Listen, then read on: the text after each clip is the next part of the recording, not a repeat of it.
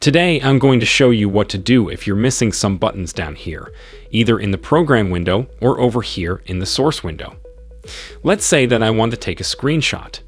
I normally click the little camera icon so I can export a frame, but it is not there. What do?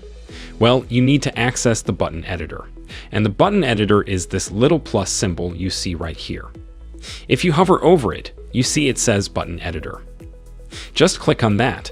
You can just drag these down. Just drag whatever you want down there so you can completely customize this down here. And if it's a complete mess, just simply click on this right here, reset layout. It'll get everything back to normal. You can do the same over here in the source window. Click on the little plus editor. You can customize it, or just simply click reset layer. It'll get everything back to normal. So that is your quick tip.